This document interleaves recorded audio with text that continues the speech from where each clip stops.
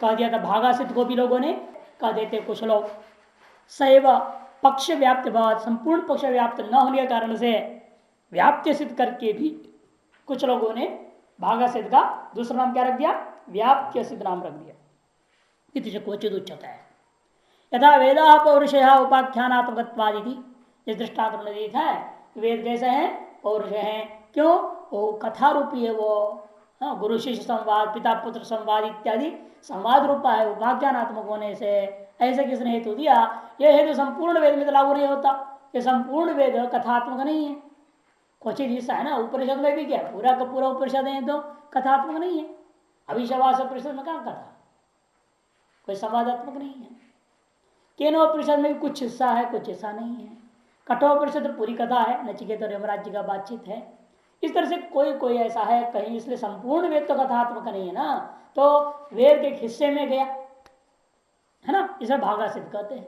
या संपूर्ण वेद में हेतु व्याप्त नहीं हो रहा है, इसलिए व्याप्त सिद्ध भी इसका नाम रख दिया गया है। यदा तो विशेषण से विशेष से वा पक्ष संबंधो नास्ति तथा विशेषणा सिद्ध विशेषा सिद्ध भवतः। और जब विशेषण ये विशेष हेतु का सिद्ध, पहले भी बेकार एक बार आ चुका है पक्ष के अंदर भी, हाँ उसी प्रकार यहां पर भी समझना है कि जब विशेषण भाग असिद्ध है या विशेष भाग असिद्ध है तब उसको विशेषणासिद्ध और विशेषासिद्ध कहा जाता है, क्योंकि विशेषणांश पक्ष में असंबंधित हो रहा है अथवा विशेषांश पक्ष में संबंधित नहीं हो पाता है। जैसे गगनम अनित्यम, आकाश कैसा है, अनित्य है कह दिया। गगनम अनित्यम, पृष्ठ 77। गगनम अनित्यम जन्यत्व से द्रव्यत्व, ये तो गजो को कैसा बना दिया, जन्यत्व से द्रव्यत्वात् घटवत या पृथ्वीवत, पृथ्वी जन्य होता हुआ द्रव्य है, अतः पृथ्वी का गुणकादि अनित्य, घट भी अनित्य, जन्यत्व से द्रव्यत्वात्। घटादि दृष्टांत में बन जाएगा, लेकिन पक्ष रूपा गगन में हो सकता है जन्यत्व, द्रव्यत्व रूप विशेषांश तो है किंतु जन्यत्व रूप विशेषणांश असंबद्ध है, अतएव विशेषणा सिद्ध इसको कह दिया जाता है। और इसी हेतु को उल्टा कर दीजिए, अब द्रव्यत्व सती जन्यत्वात् कर दो, है ना, तब विशेषणांश जो द्रव्यत्व वो तो रहेगा पक्ष रूपा गगन में, किंतु विशेषांश जो जन्यत्व है वो पक्ष रूपा गगन में नहीं रहता है, तो स्थिति क्या हो जाएगा, इसीलिए विशेषासिद्ध कहा जाएगा उस स्थिति में। इति च द्रव्यत्व सिद्ध जन्यत्वात् इति च, दोनों तरफ लेना, अनित्यं गगनम जन्यत्व से द्रव्यत्वात् पहला, द्रव्यत्व से जन्यत्वात् विपरीत करके दूसरा, दोनों लेंगे तो विशेष विशेष दोनों हो जाते हैं। यत्र तो विशेषण व्यावर्त्य भावात् व्यर्थम एवं इति संबंध अनर्हं भवति स व्यर्थ विशेषणा सिद्ध, इस व्यर्थ विशेषा सिद्ध हो जाएगा। आपने ऐसा हेतु बना दिया जिसका विशेषण पक्ष में तो है लेकिन उसका फल क्या है, विशेषण सार्थक कब माना जाता है, क्या नियम है, संभव विचाराभ्याम विशेषण अर्थवत स्यात्, सामान्य नियम है, संभव व्यभिचाराभ्याम विशेषणाम अर्थवत। कहीं अतिव्याप्ति की संभावना हो या वास्तव में विचार होता हो, उसके व्यावर्तन करना ही विशेषण का फल होता है, तभी विशेषण अर्थवान है, प्रयोजनवान है, फलवान है, अर्थबद्ध हो जाता है। कई बार लिखा है, याद नहीं रहता है, संभव विचाराभ्याम विशेषणम अर्थवत।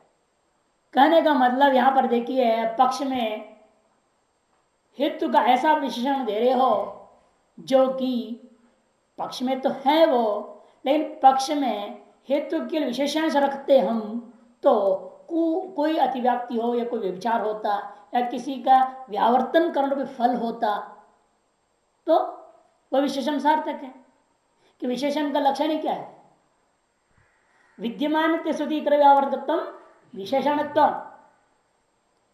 एक बार लिखाया था विशेषण का लक्षण, उपलक्षण का लक्षण, उपाधि का लक्षण, उपाधि से उपहित, उपलक्षण से उपलक्षित, विशेषण से विशेषित।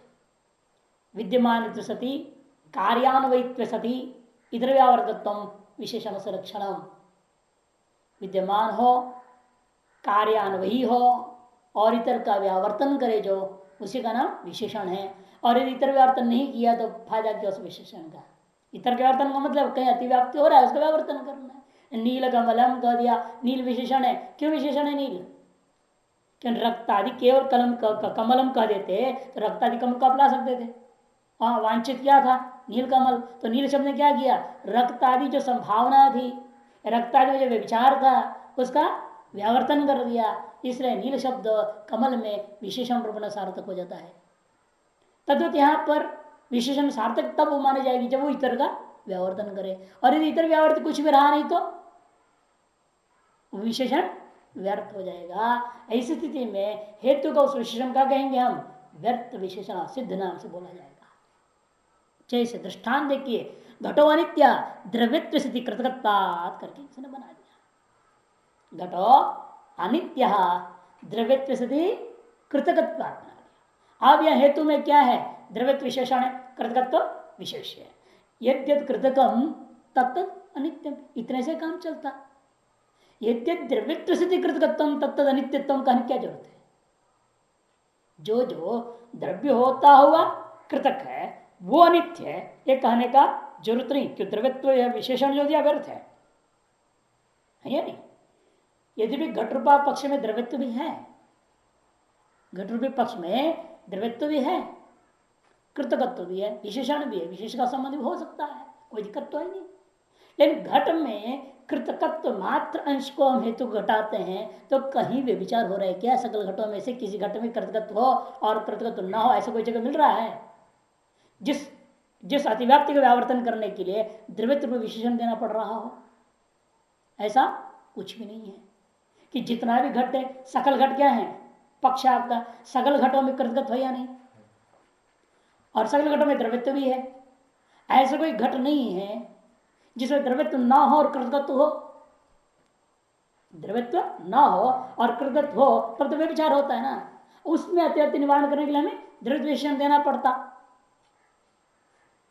तो इसलिए यहां पर ऐसा कोई घट नहीं है जिसमें कृतकत्व ना हो और द्रव्यत्व हो, या द्रव्यत्व ना हो और कृतकत्व हो, इस तरह कभी मिलेगा नहीं।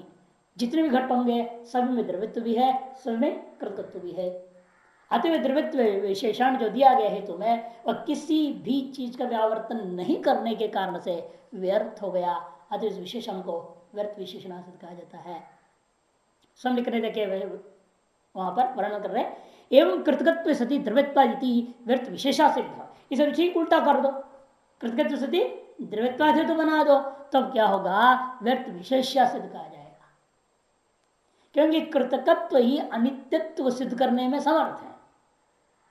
कृतकत्व ही अनित्यत्व रूपी साध्य को पक्ष रूपा घट में सिद्ध करने के में पूरा समर्थ है। किसी अन्य विशेषणों की जरूरत नहीं है। यदि विशेषणता हम देते, मान लो जितना पक्ष होगा, पक्ष के अंदर कुछ पक्षों में कृतकत्व नहीं रह रहा हो, या पक्ष कुछ हिस्से का पदार्थों को कृतकत्व साध्य उसमें सिद्ध नहीं कर पा रहा हो, तो विशेषण जोड़ के उसमें सिद्ध करने की हम प्रयास करते। लेकिन ऐसा नहीं है। कृतकत्व संपूर्ण घटात्मक पक्ष में अनित्यत्व सिद्ध करने में अपने आप में समर्थ होने के नाते द्रव्यत्व रूपा चाहे विशेषण हो चाहे द्रव्यत्व विशेष हो, दोनों ही अवस्था में व्यर्थ हो जाता है। यदा तो हेतु पक्ष संबंधित न प्रयुज्यते। अब एक विचित्र अनुमान दिखा रहे हैं जहां हेतु पक्ष में है नहीं, किंतु पक्ष हेतु में रहने वाले में रह रहा है। समझ में आई? नहीं समझ में आया? घट में क्या रहता है? गुण। घटत्व भी है, गुण भी है ना? गुण में क्या रहता है? कृतकत्व रहता है कि नहीं? गुण भी अनित्य उत्पन्न हुआ, रूप रसगंध स्पर्श है या नहीं? अब हम क्या करें? कृतकत्व को हम घट में ही दिखाना चाह रहे हैं। पक्ष बना दिया घट को। पक्ष क्या है? घटाहा अनित्याहा। ठीक है, बिल्कुल गलत नहीं है। हेतु में क्या दूंगा? लेकिन गुणनिष्ठ कृतकत्वात् कर दूंगा। अब ये हेतु पक्ष में है क्या कि गुणनिष्ठ कृतक तो गुण में रहेगा, घट में द्रव्य में तो नहीं रहेगा। यदि भी घट भी कृतक है, अनित्य भी है, लेकिन घटनिष्ठ जो कृतकत्व है वो भिन्न है और गुणनिष्ठ कृतकत्व भिन्न है। तो गुण में रहने वाला कृतकत्व घट को अनित्य नहीं सिद्ध कर सकता। ध्यान में रहा है। यदि आप कहोगे क्या फर्क पड़ता है, अनित्य तो है ना, ऐसे कह दोगे फंस जाओगे। क्यों? शब्द अनित्य है या नहीं? तो शब्द में रहने वाला कृतकत्व आकाश को फिर अनित्य स्थापित कर देगा। ध्यान में रहा है। इसे गुणनिष्ठ कृतकत्व से उस गुण का समय कारण द्रव्य को अनित्य आप सिद्ध नहीं कर सकेंगे। यदि करने लगोगे आकाश भी अनित्य हो जाएगा। फिर शब्द क्या है? उच्चारित है, कृतक है। इसे शब्दार्थ तो गुणनिष्ठ कृतकत्व को लेकर के आकाश भी द्रव्य में अनित्य सिद्ध होने लग जाए। इसलिए ऐसा है तो देखने में तो ठीक लग रहे हैं, लेकिन बहुत गड़बड़ है। नहीं तो आकाश आदि भी अनित्य होने लग जाएगा। इसलिए इसको भी दुष्ट हेतु में ही गिनना चाहिए ऐसे हेतुओं को। इसे दिखा रहे देखो, यदा तो हेतु पक्ष संबंधित्व न प्रयुज्यते किंतु आश्रयांतर संबंधित्व। आश्रयांतर मैंने पक्ष में ही रहने वाला एक दूसरा आश्रय ले लिया, उसमें रहने वाला है वो। पक्ष है घट, घट में रहता है रूप रसगंध गुण, उस गुण में रहने वाला कृतकत्व। आश्रयांतर मैंने यहां गुण, उसी घट में रहने वाला गुणों में रहने वाला कृतकत्व ले लिया। ऐसे जो आश्रयांतर संबंधित में विद्यमान है तथा हम उसको क्या कहेंगे? व्यधिकरण सिद्ध नाम रख दिया। ये घट रूप अधिकरण में नहीं ना, घट में रहने वाला गुण रूपी, ऐसा घट रूप अधिकरण से जो भिन्न अधिकरण है गुण रूप अधिकरण में रहने वाला ये हेतु है। यदि वो गुण कहाँ है? घट में रह रहा होगा, उसे कोई फर्क नहीं पड़ता, लेकिन फिर भी वो व्यधिकरण ही है, क्यों घट में नहीं है ना ये, इसलिए व्यधिकरण आसित नाम रख दिया था। घटो अनित्य तदगुण से कृतकत्वा, ये तो क्या दिया? तदगुण से कृतकत्वा में तदगुण निष्ठ कृतकत्वा, क्योंकि उसके जो गुण है, घट के जो गुण कौन है? रूप रसगंध आदि, वो कृतक है, इसलिए घट में कृतक है, ऐसा किसी ने अनुमान बना दिया, अतः वो अनित्य है, ये सिद्ध करना चाहता है तो बिल्कुल गलत है। अत्र न घटाश्रितम कृतकत्व किंतु तदगुणाश्रितम व्यतिकरणा सिद्धा। यहाँ जो हेतु कृतकत्व है, यदि भी कृत हेतु तो बिल्कुल ठीक है, लेकिन आप जिस ढंग के कृतकत्व ले रहे हो कैसी है वो घटाश्रित नहीं है। न घटाश्रितम कृतकत्व, फिर क्या है वो? किंतु तदगुण, तदगुण मैंने उसी घट का गुण, यानी कि दूसरे वाला गुण पट का गुण की बात नहीं कह रहे हम, उसी घट में रहने वाले गुण का आश्रित कृतकत्व आप ले रहे हो तो भी उसको हम क्या कहेंगे? विधिकरण है। और पटादि गुण का तो कहने ही क्या, फिर कैमुतिक न्याय। अब पटगत गुण को लेकर, अनित्यत्व को लेकर, कृतकत्व को लेकर के घट में अनित्यत्व सिद्ध करोगे क्या? जब घटगत गुण में रहने वाला कृतकत्व भी घट को अनित्य सिद्ध नहीं कर सकता, तो अन्य में रहने वाला गुणगत कृतकत्व कहां सिद्ध कर देगा? कैमुतिक न्याय से अपने आप सब विधिकरण सिद्ध हो जाएंगे। यत्र पक्षात व्यतिरेक भावेन पक्ष संबंधित्व नास्ति स व्यतिरेका सिद्ध। एक और सिद्ध है व्यतिरेका सिद्ध नाम से। ये व्यतिरेक शायद क्या है? ये आपने ऐसा हेतु बना दिया जो हेतु पक्ष से भिन्न ही नहीं है। पक्ष से भिन्न नहीं, वो पक्ष ही है, ने पक्ष को हेतु बना दिया। ऐसा शब्द प्रयोग कर दिया जो शब्द देखने में तो अलग लगता है, लेकिन वो वाकई में पक्ष से भिन्न नहीं है कुछ। ऐसे ही तो हम क्या कहते हैं? व्यतिरेका सिद्ध। जैसे सवित्रे था अनित्यम गगनम, आकाश कैसा है? अनित्य। क्यों? गगनत्वा, गगनत्व जाति वाला होने से कह दिया। लेकिन वास्तव में गगनत्व कोई जाति है क्या? नहीं है। गगनत्व जाति फिर है क्या गगनत्व? आकाश तो क्या है? शब्दाश्रित्व एवं गगनत्व। तर्क संग्रह में नीचे लिखा हुआ टिप्पणी वहां पर, शब्दाश्रित्व एवं गगनत्व इत्यखंडोपाधि। गगनत्व तो न जाति ही, गगनत्व कोई जाति नहीं है, ये अखंडोपाधि है। वो क्या है? वो कहते शब्दाश्रित्व एवं। वो शब्दाश्रित्व क्या चीज है? आकाश ही तो है, वही तो तुम्हारा पक्ष है। सिर्फ पक्ष रूप गगन में और गगनत्व में कोई अंतर है? कोई अंतर नहीं। देखने में त्व प्रत्यय जोड़ दिया, भले आपने झुट्टे है ना, गगनत्व कह दिया भ्रांति में डालने के लिए, तो चालाकी है ना। शास्त्रार्थ में यही होता है, आदमी को भ्रमित कर दिया जाता है, और दिमाग उसकी चली नहीं तो फेल होगा, तो शास्त्रार्थ में हार जाएगा। इसे शास्त्रार्थ में स्फूर्ति प्रतिभा बहुत ही महत्वपूर्ण है।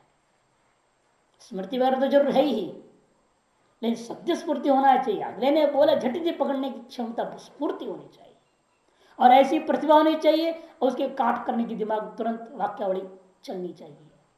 स्फूर्ति शक्ति और प्रतिभा शक्तिहीन व्यक्ति कभी शास्त्रार्थ में बैठ नहीं सकता। वो क्या करेगा? हाँ, वो करते रहेगा, पन्ना ढूंढते रहेगा, इतने में आ गया, वो खत्म कहानी। हाँ, पलटना थोड़ी पुस्तक को, वहां पुस्तक तो छूना नहीं है। अब कहेंगे शास्त्रार्थ, अब नए एक लोग बोलेंगे यहाँ पर आपने तीन तीन आवास क्यों बोला? प्रतिज्ञा आवास, हेत्वाभास, दृष्टांताभास। क्योंकि नए एक लोग केवल हेत्वाभास मानते हैं और सारी चीज हेत्वाभास में ही खिचड़ी ले लेते हैं, सब A to Z। तब एक कहता है तुम तो मूर्ख है। क्योंकि परार्थान जब प्रयोग करेगा, पहले क्या प्रयोग करेगा? प्रतिज्ञा ना। उसी समय तुम्हें दोष पकड़ लोगे तो आगे बोलने की जरूरत पड़ेगी?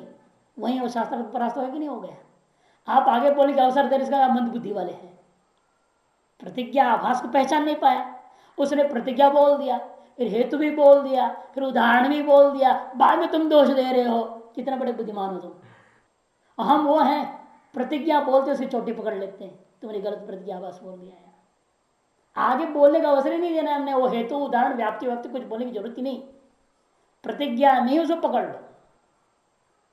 इसीलिए हम हेत्वाभास से भिन्न प्रतिज्ञाभास बोला है।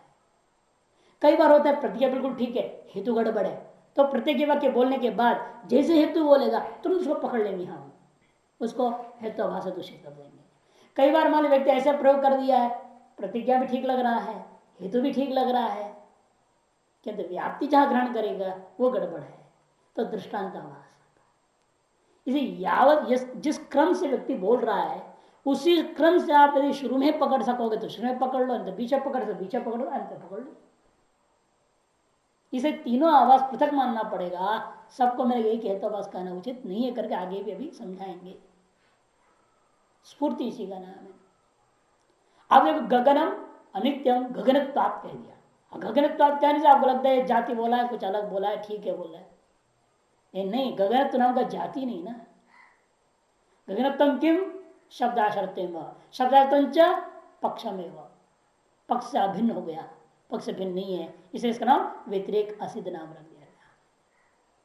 अत्र गगन स्वरूपात अन्य गगनत्वम नाम नास्ति, क्योंकि यहां गगन का स्वरूप से अन्य गगनत्व नाम का कुछ भी नहीं है।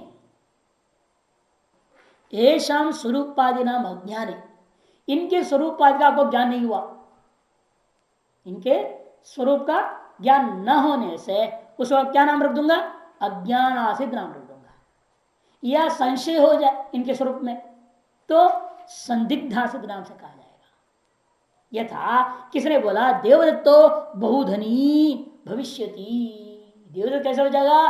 बहुत धन वाला हो जाएगा, हो जाएगा। भविष्यति है तो फिर प्रत्यक्ष हो जाएगा ना, फिर हेतु गड़बड़ नहीं है। लेकिन होगा बोला ना, किस आधार पर बोल रहा है वो? क्योंकि तद हेतुभूत अदृष्टशालित्वात्, तद हेतुभूत अदृष्टशालित्वात्। क्या अदृष्ट हो कोई देख सकता है? आपको क्या मालूम है इसके अंदर कैसा अदृष्ट है? दरिद्र बनने का अदृष्ट है कि करोड़पति बनने का अदृष्ट है? ज्योतिषी गणित करके बोल भी देता है कुछ हद तक, नहीं ये क्या होने वाला है, लेकिन वो भी चालाकी कर देते हैं ना, इसलिए बहुत चालाकी करते हैं, तो फिर फंस जाएगा। अब जैसे बताता हूँ ना कि एक बार एक आया कि बेटा हुआ गया, उसने कि पुत्रो न पुत्री लिख दिया। अब वो जान बुझ कॉमा नहीं डाला, अब हो गई पुत्री। वो आया लिखा हुआ लेकर के, आपने लिखे दिया तो पुत्र होगा, पुत्री नहीं होगी। अरे भाई ये तो गलती हो गई मेरे से, कॉमा डालने में न के बाद कॉमा डाल दिया। ये पढ़ो अब तुम, पुत्रो न पुत्री, ये था मेरा भाव। चालाकी ना, पहले कॉमा क्यों नहीं डाला था, इसी नहीं डाला। जो हो जाए आने दो, फिर लगा के तब उसको पाठ पढ़ाऊंगा। होने के बाद क्या, सच्चाई तो बोलना यही था। ऐसे किसी ने बोला कि हमारा आयु कितनी है, लिख दिया उसके सामने, क्या दिक्कत है? अरे 70 है, 70 है, अथवा 62 भी हो सकता है, अथवा 80 भी हो सकता है, अथवा लिख दिया ना, अब क्या दिक्कत है? और पता है 60 से पहले तो कोई मरता नहीं लगभग जनरली। 60 से ऊपर, 60 मैंने 62 मैंने 60 समझ लो, क्या फर्क पड़ता है? 60 में मरेगा तो भी चिंता नहीं है, 2-4 आगे पीछे होता ही है। और 60 से 80 तक दे ही दिया है विकल्प। ज्योतिष की अपनी अपनी चालाकी है। वे आया हमारा बेटा क्या बनेगा, वकील लिख दिया। अब लिखते बड़े चालाकी, वकील ने वाकिल लिख दिया, उसने वाह लिख दिया, जान करके दीर्घ बना दिया उसको। ज्योतिषी है, पंडित है ना, ब्राह्मण है, अगले को बेवकूफ नहीं जानता है। वाकिल लिख दिया और आगे लिख देते इंजीनियर। अब वो पिता छोटे बच्चा तक पूछा था उसने, बड़ा होने के बाद में वो इंजीनियर हो गया, वकील तो हुआ नहीं। और बाप आ गया, अरे हम तो वकील की तैयारी करा के सब कुछ किया, वो तो इंजीनियर पढ़ना चाह रहा है। उसी ज्योतिष के बाद जब ज्योतिष तब 20 साल और बढ़ गया, तो बुढ़ा हो गया था, बहुत तेज था, और तेज हो गया तो एक्सपीरियंस हो जाता है ना। तो उसने कहा, अरे भाई मैंने क्या लिखा है, वाकिल, वाकिल लिखा है हमने, वकील कहाँ लिखा है? अरे तुम समझा ही नहीं। इसका मतलब ये होता है वाह माने विकल्प, ये या तो कील बनेगा, माने तुम्हारे गले की हड्डी की कील कंटक बनेगा, पढ़े लिखे कुछ नहीं कर गधा बनेगा ये, नहीं तो इंजीनियर बनेगा, दो में एक बनेगा, ये मेरा अर्थ था। अब हो गया कहानी खत्म। अब तो अच्छा आपके मतलब इंजीनियर ही होने का था, हाँ ठीक ऐसे ही था, और 100 रुपये चढ़ा के जा। क्या मैंने ठीक बोला है ना? ये चालाकी होती है अपनी अपनी। तीसरे बोल दिया यहाँ पर बहुधनो भविष्यति, बहुत धन वाला हो जाएगा। क्यों? अदृष्टशाली। अदृष्ट किसने देखा? क्या अदृष्ट के स्वरूप ज्ञान है किसी को? वही करे ये शाम स्वरूप अज्ञान है कि स्वरूप का ज्ञान नहीं हो सकता। क्या अदृष्ट किसी को अनुमान ही करते रहो जाओगे? अनुमान हमेशा सही हो कोई जरूरी नहीं है अदृष्ट का। इसे कहते हैं तद हेतुभूत माने धनित्व का हेतुभूता अदृष्टशाली होने से जो हेतु है, अत्र तादृश अदृष्ट सद्भावे प्रमाणम नास्ती अज्ञातत्वम। तादृश अदृष्ट का होने में कोई प्रमाण नहीं बन पाता है, अतएव इस हेतु को क्या कहेंगे? अज्ञान आसिद्ध कहेंगे। एवं किसने बना दिया? अग्निमान पर्वत धूमोत्पाद इत्येतावत् प्रयोग है अनुपदर्शित व्याप्तिकत्ता। प्रयोग इतना ही करके चुप हो गया। दो ये विभाग, कौन दो? प्रतिज्ञा और हेतु। उदाहरण का प्रयोग नहीं किया। उदाहरण समय व्याप्ति बोलना पड़ता है ना, यो यो धूमान सहस वनिमान इतना बोला ही नहीं, बोल चुप हो, इतना ही बोला, पर वो तो वनिमान धूमात और चुप हो गया। अब यह संदिग्ध असिद्ध कहा जाएगा इसको। यदि सदेतु है ना, फिर भी ये संशय है, पता नहीं इसका व्याप्ति है या नहीं धूम और वन्नी के बीच में, क्या निश्चय है? जब तक कहोगे नहीं व्याप्ति को, व्याप्ति विशिष्ट उदाहरण कथन नहीं होगा, तब तक ये पंचांग वाक्य पूरी हुई। और मीमांसा दर्शन के अनुसार 3 वाक्य होना चाहिए ना कम से कम, प्रतिज्ञा हेतु उदाहरण, अतः उदाहरण अपने निगमन। लेकिन उदाहरण आपने बोला नहीं। जब व्याप्ति आपने बोला नहीं है तो आपके अनुमान में व्याप्ति निमित्तक संशय है। संशय होने से उसका अनुमान को सद्यत्व अनुमानों के बावजूद भी इसको क्या कहा जाएगा? संदिग्धा सिद्ध हेतु कहा जाएगा। इत्येतावत् प्रयोग है, इतना ही प्रयोग किया। इसका मतलब अनुपदर्शित व्याप्तिकत्वा स्वयं बता दिया, क्योंकि आपने व्याप्ति का दर्शन नहीं कराया है। अनुपदर्शित व्याप्तिकत्वात् व्याप्ति अज्ञान आसिद्ध, व्याप्ति के अज्ञान को लेकर का सिद्ध है। अतः व्याप्ति संबंधी संशय आसिद्ध, अज्ञान सिद्ध, संदिग्धा सिद्ध दोनों ही है। अदृष्ट में भी कह सकते, अदृष्ट का संशय है, प्रमाणाभावत अज्ञान है, अथवा प्रमाणाभावत संशय है, निश्चय नहीं हो पाया। इस अज्ञान सिद्ध को वही चीज संदिग्धा सिद्ध भी कहा जा सकता है। एवमेव संदिग्ध विशेषणा सिद्धादयोपि अज्ञात असिद्धा भेदा वहीतव्या। इसी प्रकार से संदिग्ध विशेषणा सिद्ध बना लो, संदिग्ध विशेषा सिद्ध कर दो, संदिग्ध उभया सिद्ध कर लो। इस प्रकार सारे चीजों का दृष्टांत अपने आप वो कर लेना चाहिए। तार्किकास्तु पक्ष हेतु स्वरूपाभाव एवं स्वरूपा सिद्धि संबंधा सिद्ध से स्वरूपा सिद्धत्व बाहु। जितने संबंधा सिद्ध हमने गिनाया, ये सब संबंधा सिद्ध में गिनाया था ना, स्वरूपा सिद्ध के से अलग करके भागासिद्ध, विशेषणासिद्ध, विशेषासिद्ध, व्यतिरेकासिद्ध, व्यतिकरणासिद्ध, ये सब असिद्धों को हमने अलग अलग असिद्धि के प्रभिन्न कोटियों में ले लिया था। लेकिन इन सारी चीजों को क्या करते हैं? एक में ले लेते हैं। किसमें? स्वरूपा सिद्ध में। कौन? तार्किक नहीं आए के लोग। तार्किकास्तु पक्षे हेतु स्वरूपाभाव एवं स्वरूपा सिद्धि, पक्ष में हेतु के स्वरूप के अभाव का नाम स्वरूपा सिद्धि कहते हैं। अतएव संबंधा सिद्ध से स्वरूपा सिद्धत्मा हो, संबंधा सिद्धों को स्वरूपा सिद्ध कोटि में लेकर के वो एक रूप में ले लेते हैं। तदयुक्तम, यह उनका कथन बिल्कुल गलत है, उचित नहीं है। क्यों? क्योंकि हेतुओं को दृष्टांतों को देखिए, स्वरूपा सिद्ध दृष्टांत क्या देता? बुद्धो मोह रहित सर्वज्ञत्वात्, ये था, है ना स्वरूपासित का। तदेव तो क्यों सर्वचित्वादे स्वरूपम में क्वचित भिन्न अस्ति, वहां तो स्वरूपासित हम उस चीज को ले रहे हैं जो कि हेतु तो कहीं भी दुनिया में प्रसिद्ध ही नहीं हो, उसको हम ले रहे हैं स्वरूपासित। और अन्य जो ले रहे हैं संबंध आसिद्ध, किसको ले रहे हैं? चाक्षुत्व को, जो कि अन्यत्र प्रसिद्ध है। शब्द क्या होता है? शब्द प्रत्यक्ष चाक्षुत्व, शब्द गुण चाक्षुत्वात् रूपवत। ये चाक्षुत्व के दुनिया में प्रसिद्ध है कि रूप में प्रसिद्ध है ना, इसे विषय विनिमय नहीं हुआ। संबंध सिद्ध में यहां पर क्या है, वहां संबंध मात्र सिद्ध नहीं है सर्वज्ञत्व में, कि दुनिया में कहीं भी प्रसिद्ध ही नहीं है वो सर्वज्ञत्व। लेकिन ये ऐसा नहीं है चाक्षुषत्व। चाक्षुत्व क्या है? शब्द मात्र में असंबद्ध हो रहा है, किंतु अन्यत्र प्रसिद्ध है। कहा? रूपादि में। इस दोनों में अंतर है कि नहीं है? यहाँ संबंधासित स्वरूपासिद्ध में ये फर्क है। संबंधासिद्ध क्या होता है? क्वचित प्रसिद्ध है, लेकिन स्वरूपासिद्ध कहीं भी प्रसिद्ध नहीं होता। ये अंतर है। सर्वज्ञ तो स्वरूपम में वो क्वचित नास्ति, चाक्षुत्वादेस्तु पक्ष संबंध मात्र नास्ति, केवल पक्ष संबंध मात्र नहीं है, अन्यत्र उसका संबंध विद्यमान है। इति पृथक तो प्रतीत है, ऐसे दोनों में भेद स्पष्ट प्रतीत हो रहा है, इसे इनको अलग अलग गिनना ही उचित होता है। एते च असिद्ध भेदा यदा अन्यत्र सेववादिनो असिद्धा भवन्ति तदा अन्यत्र सिद्ध इत्युच्यन्ते। इन्हीं असिद्धों को फिर दो भाग कर दो, अन्यत्र सिद्ध उभयासिद्ध।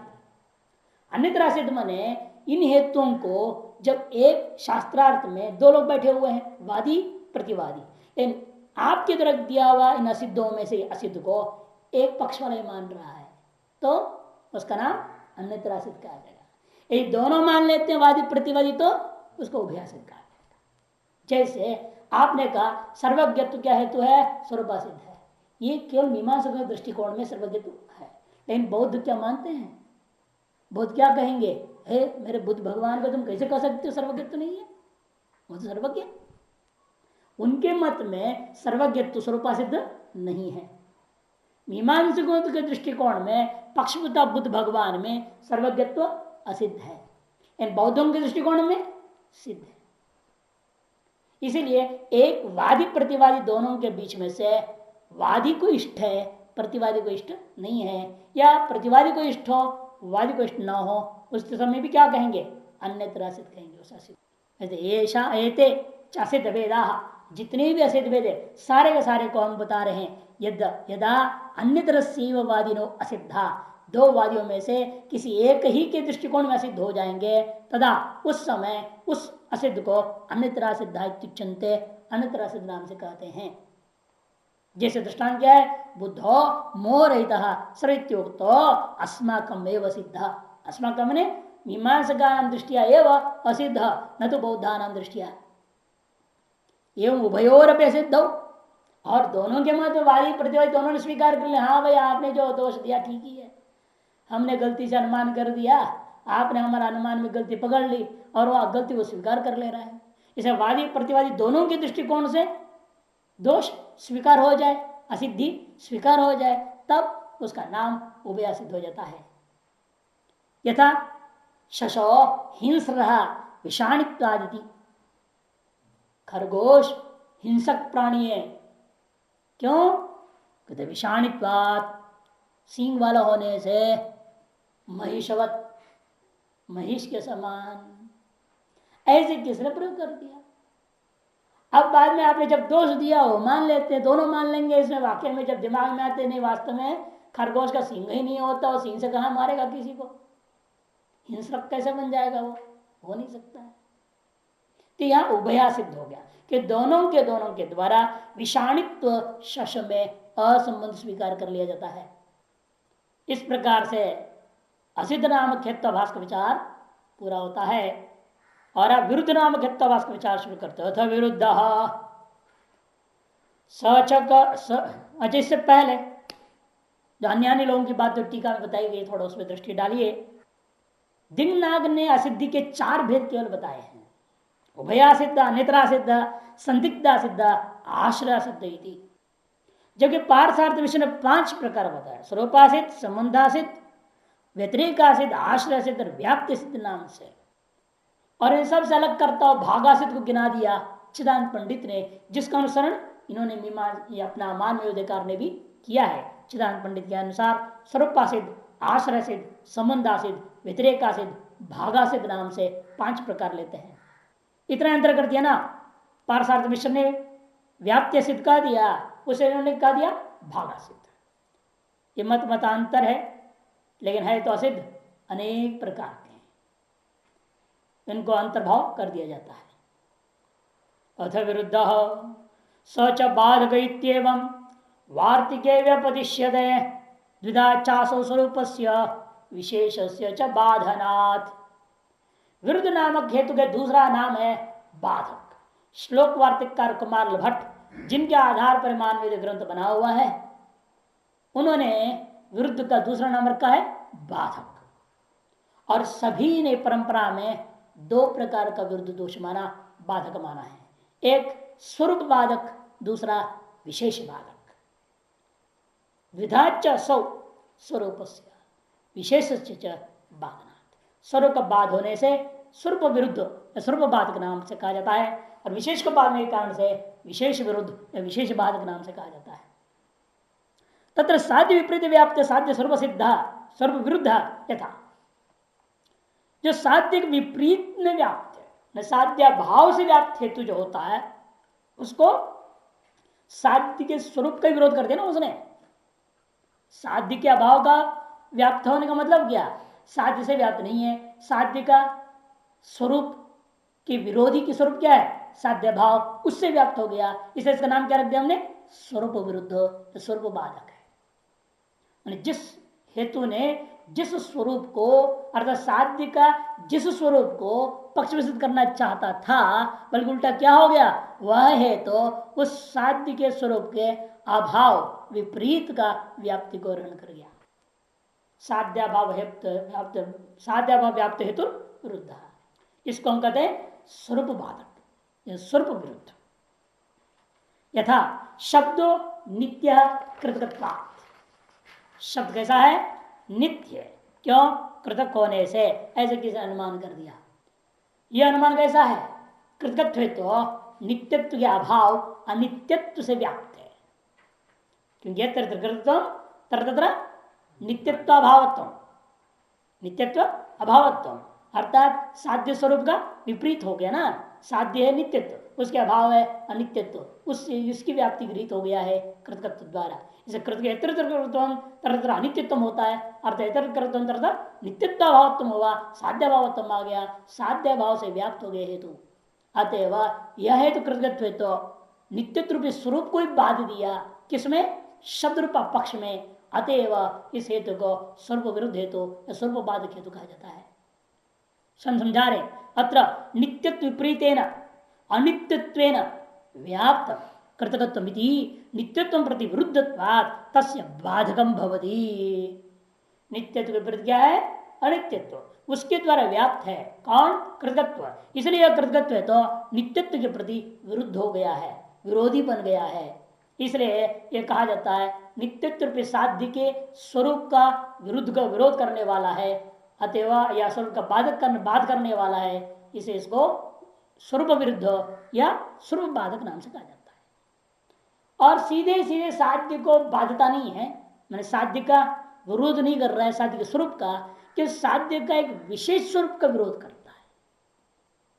साध्य का साक्षात विरोध नहीं कर रहा है, साध्य का एक विशिष्ट रूप मात्र का विरोध करता है। ऐसी स्थिति में उसको क्या कहेंगे? विशेष विरोध, विशेष बाधक नाम से कहेंगे। जैसे दृष्टांत, साध्य विशेष से विपरीतेन विशेषेण व्याप्त विशेष विरुद्ध। साध्य विशेष के साथ, साध्य सामान्य के अतिरिक्त जो साध्य विशेष है उसके विपरीतेन विशेषेण जो व्याप्त हो जाए, उस हेतु को विशेष विरुद्ध कहेंगे, तो विशेष बाधक कहेंगे। यथा क्षित्यादिकम सकर्तृकम कार्यत्वात् घटवत् इति। कार्यत्वात् घटवत् हेतु ठीक है, सारा ठीक ठाक है, सदनुमान दिख रहा है आपके लिए, लेकिन किसने क्या कह दिया, वो कर्ता ईश्वर नहीं है कह दिया। अब वो साध्य क्या था, सकर्तृकत्व, उसको तो मान रहा है पूर्व पक्षी, लेकिन वो कर्ता ईश्वर नहीं कर दिया, मैंने कर्ता विशेष का निषेध कर दिया ना, कर्तृ विशेष का विरोध कर दिया। क्यों कर रहा है, ये बहुत ही सुंदर बात मीमांसकों ने यहां पर बोला है, बहुत ही सुंदर बात, नहीं है कौन के लिए मारने के लिए बढ़िया जगह बोल रहे हैं ये बात यहां। क्योंकि दृष्टांत क्या देते हैं, हमेशा घटवत देते थे। घट में अपने व्याप्ति ग्रहण किया ना, हाँ, घट में जो व्याप्ति ग्रहण किया, क्या व्याप्ति ग्रहण किया, यत्र कार्यत्म तरत्र सकर्तृकत्वम यथा घट है ना। घट का कर्ता कौन है, कुणाल, वो अल्पज्ञ है नहीं, ईश्वर है क्या, नहीं है ना। इसलिए जिस दृष्टांत व्याप्ति जैसा ग्रहण किया, आपका नियम क्या था पहले बोल चुके हैं, जैसा व्याप्ति ग्रहण करते हो वैसे वस्तु हम पक्ष में सिद्ध करते हैं। विचार आया था ना पहले, पर्वत में जो वन्नी सिद्ध होता है, कौन सा वन्नी सिद्ध हुआ, सामान्य वन्नी कि पर्वतीय वन्नी, पर्वतीय वन्नी सिद्ध नहीं कर सकते, क्यों, पर्वतीय वन्नी की व्याप्ति पहले ग्रहण किया आपने, कहीं नहीं ग्रहण किया ना। आपने कौन सी ग्रहण की थी फिर, मानस वन्नी का भी नहीं, सामान्य वन्य की व्याप्ति ग्रहण किया है, वन्य और धूम का।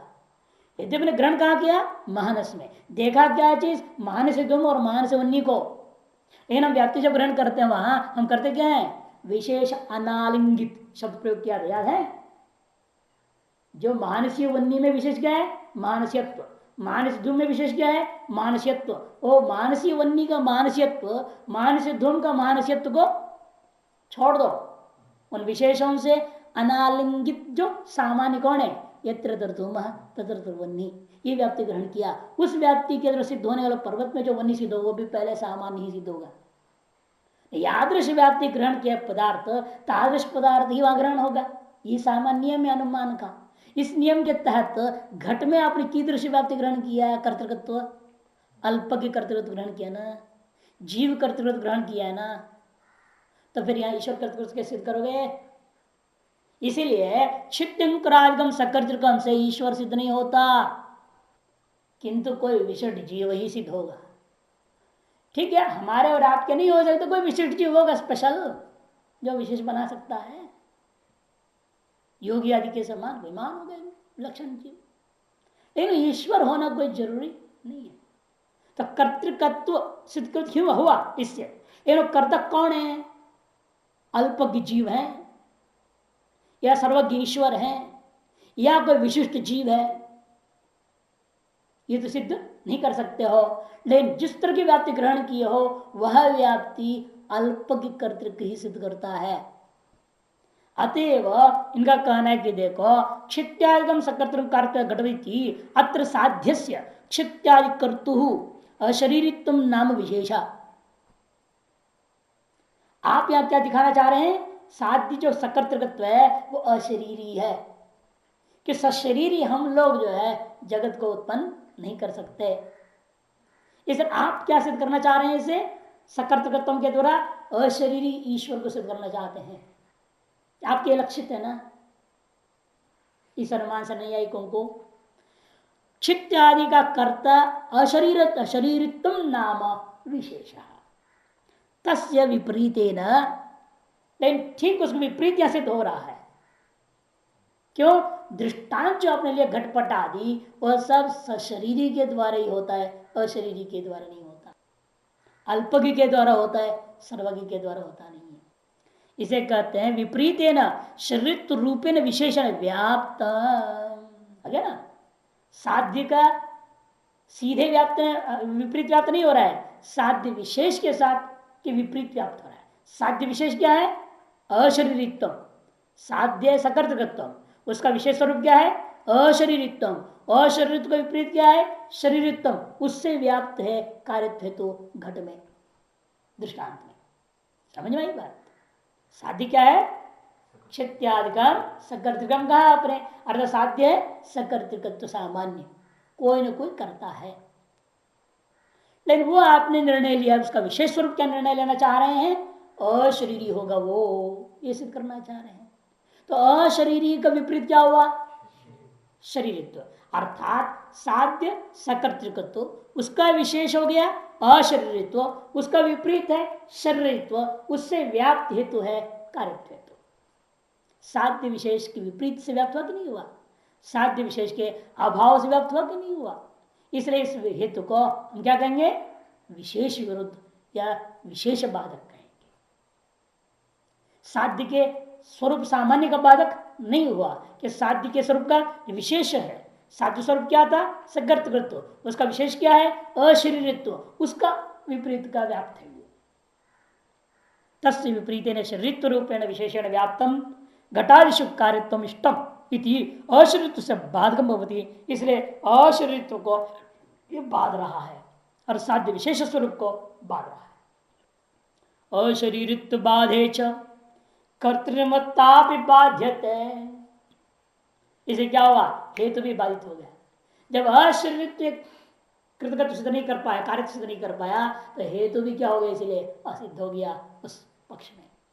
कर्तृमत्ता बाध्यते प्रत्यक्षा शरीरत्व विशेषे बाधिते सति अशरीरत्व आदाय स्थास्यामि कृतोद्यम कर्तृमत्ता हितस्यापि बाधे नश्यत निराश्रया। अशरीरत्व बाधे, अशरीरत्व का बाध हो जाने से कर्तृमत्ता भी बाधित हो गया। इसलिए मीमांसक लोग सृष्टि का उत्पत्ति मानते ही नहीं। अनादिकाल से संसार की धारा चल रहा है, इसलिए प्रलय मानते नहीं। कभी प्रलय ही नहीं हुआ है जगत का, फिर दौर उत्पन्न कौन करना है? कभी पैदा हुआ था किसी को मालूम नहीं है। डेट ऑफ बर्थ इस ब्रह्मांड का किसी को पता नहीं, और इसका डेट ऑफ डेथ का अनुमान भी नहीं कर सकते हम, है कि नहीं? इस ब्रह्मांड का जन्म तिथि पता नहीं है, मृत्यु तिथि का अनुमान नहीं है, न जन्म न मरने संसार का। इसलिए अनादिकालीन धारा प्रवाह संसार है। प्रलय अभावात सृष्टि अभावात अद ईश्वरो नास्ति। कोई जरूरत नहीं ईश्वर की, क्या जरूरत है सृष्टि बनाने के लिए? सृष्टि अनादिकालीन धारा है। मीमांसकों की युक्ति है, क्योंकि कैसे सिद्ध करोगे ईश्वर से बना? ईश्वर ने बनाया, ईश्वर तो बना ही नहीं सकता कि ईश्वर हमारे मंत्रात्मक है, सशरीरी तो होता नहीं है। और अशरीरी ईश्वर बना दे ये तो असंभव है। कहां से सिद्ध करो व्याप्ति बनाओ? अशरीरी भी करता होता है, इसे क्या प्रमाण है? कोई प्रमाण नहीं। क्योंकि भूत प्रेत अशरीरी है, ये भी नहीं कर सकते। वो भी वायवीय शरीर वाले, वो भी आपके शरीर पर निर्भर होकर काम करते हैं ना। इसलिए अशरीरित्व अप्रसिद्ध है। तन्निष्ठ कर्तृकत्व कहां से हो जाएगा? इसे सशरीरी ईश्वर मानोगे, फिर तो ईश्वर भी मृत्यु वाला हो जाएगा। सशरीर है ना, शरीर सामर्थ्य मृतकत्व स्वभाव मृत्यु स्वभाव है। जाते से ध्रुव मृत्यु, ध्रुव जन्म मृत से ईश्वर का भी जन्म मृत्यु माननी पड़ जाएगी। उनको ब्रह्म का लक्षण मालूम नहीं होगा है? ब्रह्म का लक्षण आप नहीं मालूम? क्यों क्यों नहीं मालूम है? अरे ब्रह्मा भी हमारे कोई आपत्ति थोड़ी है। हमारे जिस तरह के आप ब्रह्मा कह रहे हो, वो भी हमारे विशिष्ट जीव है ना। वेदांति उसको विशिष्ट जीव मानता है, उसको ईश्वर नहीं मानते ना। शुद्ध ब्रह्म, है? शुद्ध ब्रह्म तो सृष्टि बनाता ही नहीं है, वेदांत नहीं बोलता। शुद्ध ब्रह्म सृष्टि कहां से? निर्गुण निराकार अजातवाद है शुद्ध वेदांत में। तो ब्रह्म जानता है, आगे कहेगा ब्रह्म से, ब्रह्म ज्ञान से मुक्ति होती है कि शुद्ध केवल ज्ञान से नहीं होता। इनका कहना है कर्म विशिष्ट ज्ञान से मुक्ति। कुमार भट्ट बोलेगा मोक्ष प्रकरण में कर्म समुचित ज्ञान से मोक्ष होता है। तो ब्रह्म मानते, क्यों नहीं मान रहे? लेकिन ब्रह्म सृष्टि का कर्ता नहीं है, तो फिर क्या आपत्ति ब्रह्म को मानने में? सृष्टि का कर्ता ईश्वर तो सिद्ध नहीं हो पाया। अतएव सृष्टि उत्पन्न विनाशशाली है ही नहीं, अनादि धारा चल रहा है, परंपरा चल रही है, चलते रहेगा। अब जन्म सिद्ध प्रलय मारने वालों के लिए पछता नहीं ना आसानी से। ये रटे हुए हैं, इसका जन्म होता है, ब्रह्मा जी ने पहले पैदा किया है, उसका विनाश शिव जी करेंगे। सृष्टिकर्ता ब्रह्मा नहीं, सृष्टि का पालक विष्णु, सृष्टि का संहारक शिव, ऐसे मान बैठे हो दिमाग में, इसलिए बात घुसती नहीं है। पुराणों के आधार पर घुसा बैठे हैं कबाड़ नहीं। मीमांसक दृष्टि में, मीमांसक दृष्टि से ये सब गलत है। उनके तर्क जवाब दो ना फिर, क्योंकि आप जिन अनुमान से सिद्ध कर रहे हैं उन अनुमान सिद्ध नहीं हो सकता। और श्रुति के आधार बोलना चाहते हो, धाता पूर्व कल्पित बोल देता है। यथा पूर्व अकल्पित बोल रहा है ना, जैसे पहले तो वैसे कल्पना कर दिया उसने। कल्पना तो किया उसने, कुछ बनाया नहीं, कुछ बनाया क्या उसने? अकल्पित बोल रहा है ना, असृजत तो नहीं बोला। मंत्र में असृजत शब्द आया है क्या? अकल्पित आया। फिर सृष्टि कहाँ बोल रहे हो? ब्रह्मा ने सृष्टि बनाया, तुम जोड़ रहे हो जबरदस्ती। श्रुति स्वयं कर रही है, कह रही है ब्रह्मा ने जैसे पहले था वैसे दोबारा कल्पना कर दिया। कल्पना करने का मतलब क्या? वहां पर जो था उसी का उसने कल्पना कर दी का मतलब कोई नया पैदा कुछ नहीं किया उसने। कल्पना क्या करते हैं? नाम और रूप का। सृष्टि पहले से थी, बीचों सारे जीवों को खा गया, फिर दोबारा जीव आ गए। और जीवों का नाम मालूम नहीं था, ये क्या है पूछता बच्चा जैसे ना, जब बच्चा पैदा होता है उसको मालूम होता है क्या? इसलिए ये तो है नहीं कि बच्चे के दृष्टिकोण में आपने सृष्टि बनाया। भाई आप बताते हो आम है, बच्चे को समझाते हो नहीं कि आम है, उपदेश क्या है, ये सेब है, बोलते हो कि नहीं बोलते हो आप? इसका मतलब कि आम और सेब की सृष्टि आपने कर दी। उस अज्ञात बच्चे के लिए, अबोध बच्चे के लिए आपने उन संज्ञाओं को केवल बोध करा दिया है। वो भी कैसे कराया आपने भी? यथा पूर्वम अकल्पयत, आपके बाप ने बताया था, उसके बाप ने उसको बताया था, ये चल रहा है, परंपरा से आई हुई नहीं, किसी ने बनाया है नहीं, चल रहा है सृष्टि। मंत्रों के आधार पर भी आप सिद्ध नहीं कर सकते। वो हाथ पैर वाली बात आप कहते हो है वहां पर मंत्र ऐसे भी, तो कहेगा उसको भूतार्थवाद है। मीमांसकों क्या अर्थवाद कोटि में भूतार्थवाद है। वस्तु की स्तुति के लिए वस्तु का स्वरूप कथन इस तरह से कर दिया जाता है। इसका मतलब कि वास्तव वो चीज है वहां कहीं, ऐसा नहीं इनके सिद्धांत। जिसे मीमांसा अपने दृष्टिकोण से विचार करते हुए बात कह रहे हैं, अशरीरत्व बाधे च कर्तृमत्ता भी बाध्य। अशरीरित्व का बाध करने पर कर्तृमत्ता भी बाधित हो जाता है। प्रत्यक्षा सशरीरत्व विशेष है बाधित सती, क्योंकि प्रत्यक्ष ज्ञान पर क्या सिद्ध हो रहा है? सशरीरत्व विशेष का बाध हो रहा है कि सशरीरी विशेष किसी के द्वारा भी सृष्टि का निर्माण संभव नहीं है। जितने सशरीर विशेष है कि नहीं, जितने भी सशरीर विशेष है ये लोग क्या कर सकते, कितनी निर्माण करेंगे आप? जितना भी बड़ा से बड़ा आदमी होगा तो भी कितना निर्माण कर पाएगा?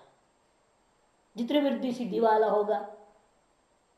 इसलिए कहते हैं कि ये जो सशरीर के द्वारा, शरीर सशरीरी में भी सामान्य मत लो, सशरीर विशेष के द्वारा भी सृष्टि का निर्माण करना संभव नहीं है, यह प्रत्यक्ष बाधित है। अशरीरत्व आदाय स्थास्यामी, तब वो कहता है ऐसा है, नया एक लोग कहते हैं भाई क्षित्यादि में शरीर कर्ता का प्रत्यक्ष बाध देख करके ही मैं अशरीर की कल्पना कर लूंगा कि प्रत्यक्ष बाधित हो रहा है। सशरीरी क्षित्यंकरादि जगत को उत्पन्न नहीं कर सकता, प्रत्यक्ष सशरीरी द्वारा जगत की सृष्टित्व का बाध हो गया है, अतीव मैं क्या करूंगा? अशरीरी ईश्वर की कल्पना कर लूंगा इसी अनुमान से। ऐसे कौन कहता है? नैयायिक। तब कहते हैं कर्तृमत्ता ही तस्यापि बाधे नश्यत निराश्रया। जब कर्तृमत्व ही नष्ट हो गया फिर वह अशरीर कर्तृत्व कहां से लाया तुमने?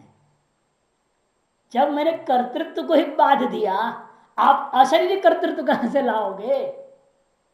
मीमांसा कह रहा बहुत सुंदर, कर्तृमत्ता ही तस्यापि बाधे, क्योंकि यद्यत कर्तृत्व विशिष्टम तत्त सशरीरत्व एवं, ऐसा कहीं देखने को मिलता नहीं है शरीर न हो और कर्तृत्व हो, शरीर न हो और कर्तृत्व हो, कहीं है दृष्टांत आपको? आप ही देख लो ना अपने आप को, सुषुप्ति काल में शरीर का अभिमान अभाव देव कर्तृत्व नास्ति, और जब शरीर ही न रह जाए तो कर्तृत्व कहां से आ जाएगा? कैमितिक न्याय। शरीर है, नहीं शरीर नहीं है सृष्टि में, आपका मर गया क्या? अरे जिंदा है ना भाई, जिंदा है आदमी, शरीर का रह रहा है, लेकिन शरीर का अभिमान का अभाव होने मात्र से कर्तृत्व क्या हो गया? लोप हो गया ना। तो फिर जब शरीर ही न रह जाए तो कर्तृत्व कहां से आ जाएगा उसमें? कितनी बड़ी युक्ति करेंगे मीमांसक। शरीर अभिमान अभावे कर्तृत्व में नास्ति यदा तदा शरीर में नास्ति चेत तरी कर्तव्य कथम संभाव्यत। इसीलिए कर्तृत्व ही जब बात हो गया, अशरीर निरूपिता कर्तृत्व तुम कहां से कल्पना कर सकते हो? असंभव दोषग्रस्त है। इत्थम साध्य निरोधित्वाद एष दूषणमेव नः तमीदृशम अजानद्भ्य तार्किकेभ्यो यम अंजलि। ऐसे तार्किकों को बड़ा प्रणाम करता हूं मैं। कहता ऐसे तार्किकों को हम नमस्कार करते हैं, ऐसे बुद्धि वालों को जिसकी बुद्धि की दीवार हो रखी है, अकल ही नहीं है। तार्किकेभ्यो अयम अंजलि में अयम नमस्कार। इत्थम साध्य निरोधित्वा, जिस प्रकार से साध्य के विशेष स्वरूप का विरोधी होने के नाते इस हेतु को हम क्या मानते हैं? विशेष विरुद्ध मानते हैं। नैयायिकों का सबसे बड़ा अनुमान है ये, उनका हार्ट है, ये हार्ट है, आत्मा है। इसी आधार पर तो पूरा उनका चलता है, ईश्वर सिद्धि होती है।